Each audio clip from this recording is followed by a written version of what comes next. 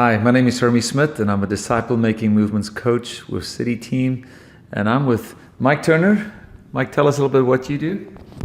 Hey, Hermie. I'm in Dallas, Texas, and I've been working with millennials and urbans people groups, just trying to get some movement happening there and trying to answer questions of what it is in a post-Christian context to do DMM.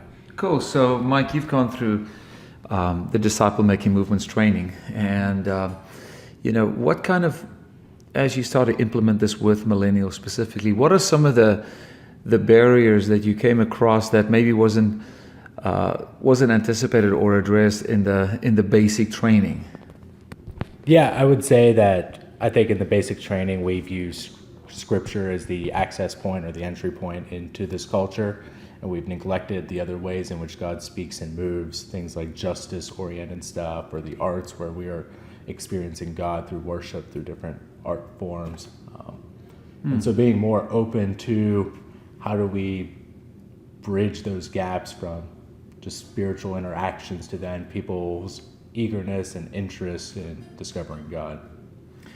And okay, so just kind of like different ways of engaging, finding people that are interested. And then let's say you find some of those people that are now interested. How do you actually get them to in the discovery process?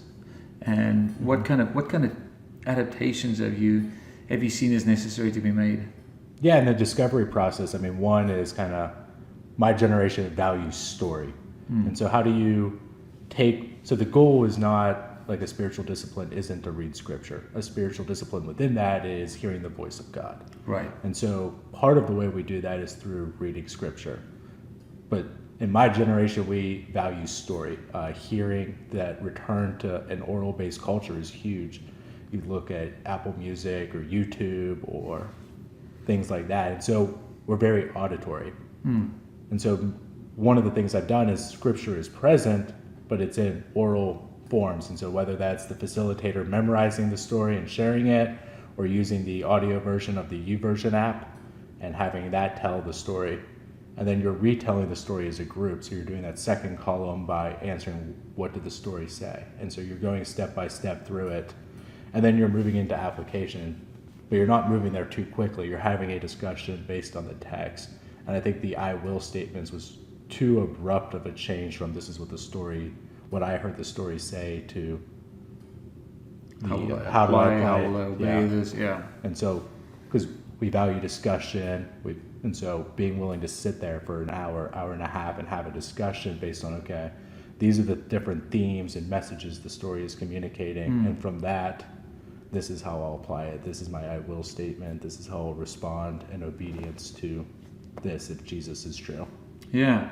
My wife and I are not millennials, but she's kind of new to this, especially when we started on this DMM journey and we started doing this process. And for her, she didn't grow up in a culture that reads the Bible, so we would just go and read it together and then just discuss it before she even did kind of like really her devotional on that, and that was really helpful for her.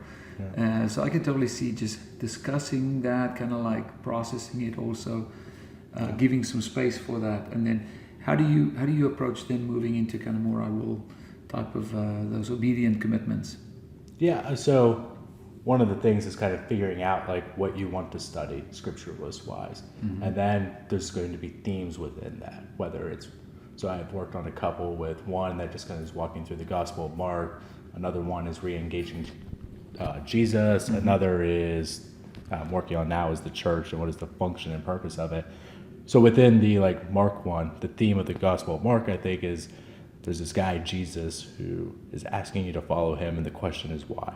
The text starts off with him, like John the Baptist, doing all these different things, and then Jesus comes to him and is baptized. And the text, the beginning of the story, you're left with, why would I follow Jesus and not John the Baptist? But Jesus is calling these four guys to follow him, whereas crowds are going out to John the Baptist. And then throughout the narrative, the text is answering why you should follow Jesus. And so using the Gospel of Mark to, okay, this is the author's reason for why I should follow Jesus based on this story. Very good.